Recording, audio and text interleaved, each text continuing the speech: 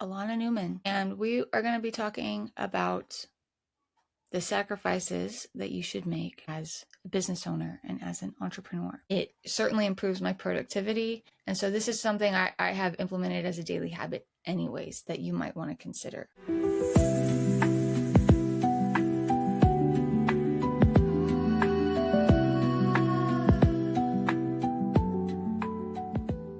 Welcome to the Speaker Salon. I am Alana Newman, and we are going to be talking about the sacrifices that you should make as a business owner and as an entrepreneur. Yesterday was Ash Wednesday. This marks the beginning of the Lenten season, and I'm not preaching to you, trying to get you to convert, but I have to pour into my audience in a way that feels authentic to me. And I converted to Catholicism 12 years ago. Yesterday, I went at 6:30 a.m. mass and I got my ashes on my forehead. So a lot of people, when I was in public yesterday, they asked me, why do you have this like dirt on your forehead? And they weren't familiar with this Catholic tradition of putting ashes in the form of a cross or a T on your forehead. And so I found myself engaging with strangers in public about this tradition and what it means. And so I thought I would come on my channel here and talk about what Lent is a little bit and how the discipline of sacrifice can help you in life in general as a life skill, how it helps build up communities by building up the character and personal determination of the individual. So the symbolism of the ash on the forehead goes back to our material bodies being temporary. So you have an eternal soul, but you have a decaying flesh. And the priest says to you when you go up to receive this blessing, you've come from ash, and to ash you shall return. And it's supposed to really remind you that this world is temporary. The material world is temporary, and you emerge and then and then you decay. And it helps you reflect on what's important, really. And it's your soul that is important. And taking care of your soul means not being a slave to the flesh. Now, here we are as business owners, and we have bills to pay, and we have physical products, and we have material things that we create and that we sell. And sometimes there's this question of like, is what I'm doing in service of humanity? Do people need this? Is what I'm doing important? Is this the legacy I want? Do I want to sell sugar water?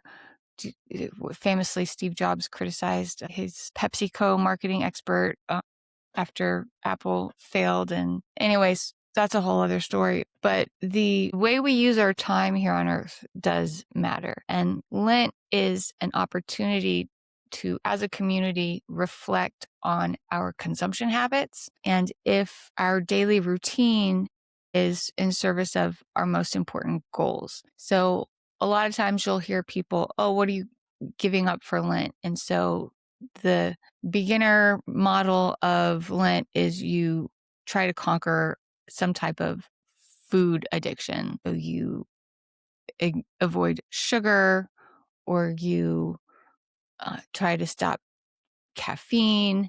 And that's supposed to encourage a new habit where you have more self-control, you're more self-disciplined, and that resistance of temptation. So sugar addiction is so intense for a lot of people that when they observe themselves conquering a sugar addiction and they actually avoid that substance, then it gives them more confidence in other areas of their life to conquer other addictions or temptations of the flesh. And it is helpful for marriages and people who are resisting other temptations of the flesh, like adultery, things like that. When you observe yourself from a young age resisting temptation, it gives you the self-confidence you need to conquer other hard things in life. So sugar, caffeine, those things. But historically also, before sugar was rampant and candy factories began popping up in the 1800s and 1900s, and in more medieval Europe and in Christian civilization for the last 2,000 years, especially in Europe, the main Lenten sacrifice was meat. and protein. And so you have the Easter bunny and Easter eggs on Easter Sunday. And the way that that kind of cultural iconography and those traditions became intertwined with Easter is, there's most people around the world are familiar with Easter Sunday. So that is the day of the resurrection of Jesus. So we crucified him on Friday, which we call Good Friday. And then on the third day, he rose again.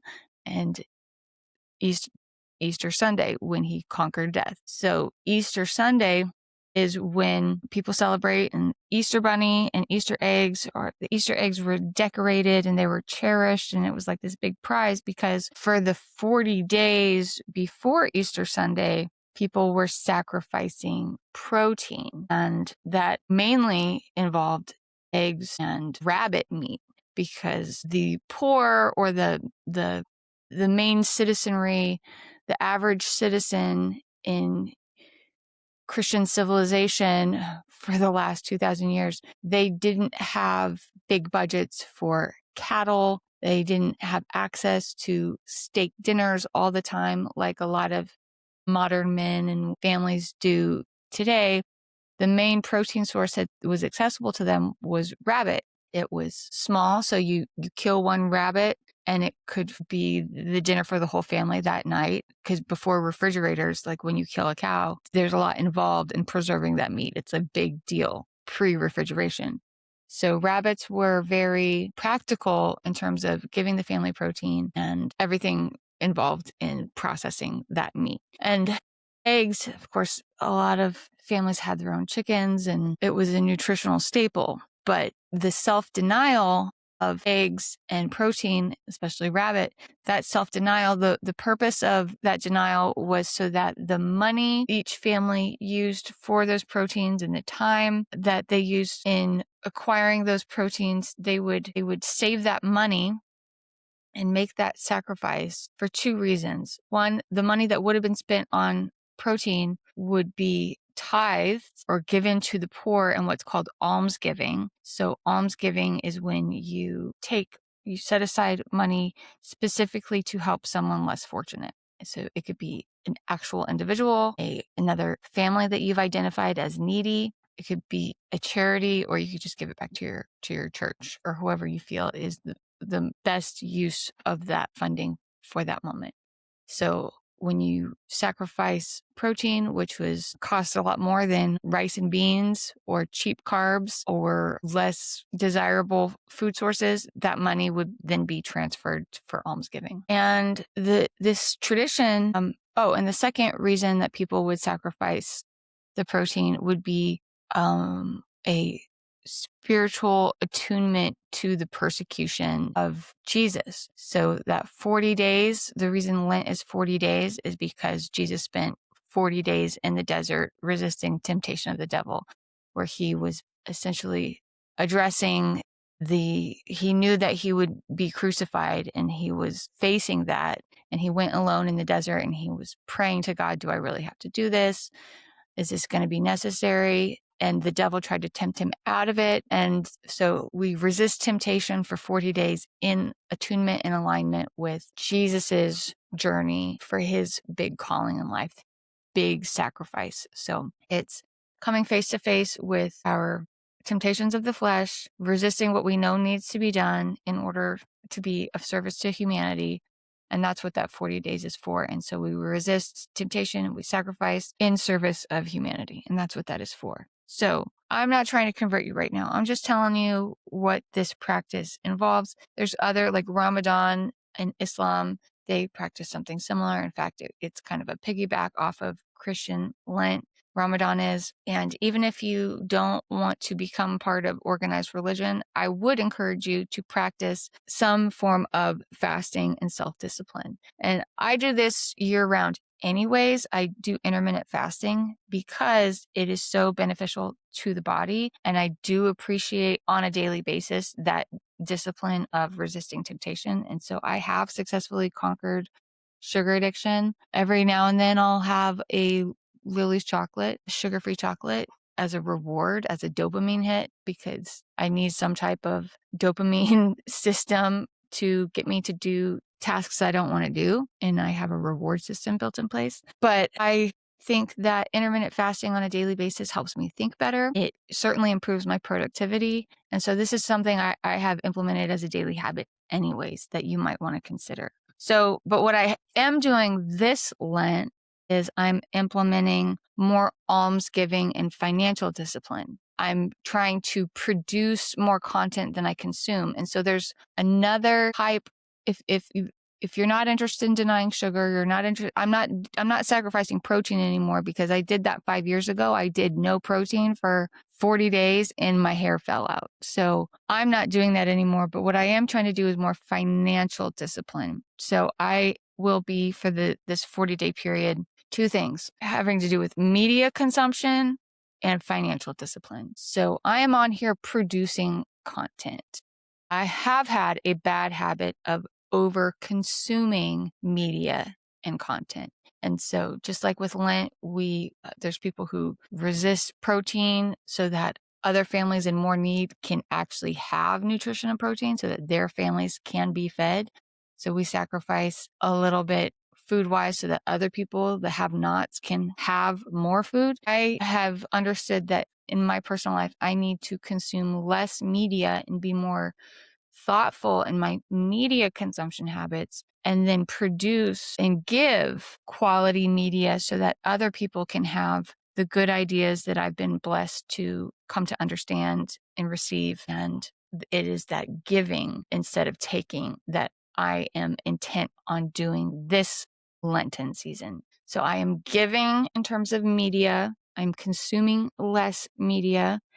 And on a financial level, I am eliminating wasteful spending. I will be scrutinizing my budget and what I'm spending, especially software wise. I think a lot of people get bloated on their subscriptions, software subscriptions and different things we think we need. I'll be eliminating wasteful spending there, and I will be thoughtfully giving of that same money. What I'm not wasting over here on subscriptions, I will tithe to individuals and organizations that I feel would be blessed and their situation would be improved because of that gift. So that's what I'm doing there. And I think this whole episode is me prompting you to think about your daily routine and what you are over consuming and what is a reasonable sacrifice that you could make and then who would be a worthy recipient of that excess in your life so that your community can get stronger and so our social fabric would be improved. Now, if you are a business owner and you produce something physical, yes, we have both a soul and a body. And I just want to encourage you, it is not shallow and of the flesh to produce products.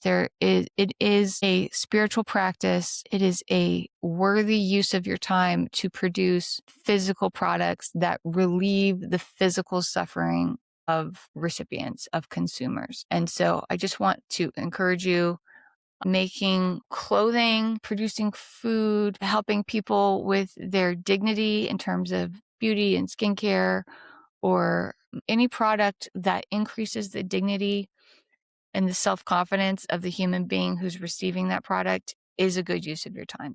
And it's not shallow. If all you do is think about vanity and how you look, yes, that's shallow. But there's a happy medium. And I've been pondering this a lot. Like I started a TikTok account, which is some people can think is like kind of low brow to be on TikTok. But actually, I'm seeing in the shop that there's actually a sweet spot. There's a just right. You know how there's with the story of Goldilocks, there's the too hot, too cold, and then the just right.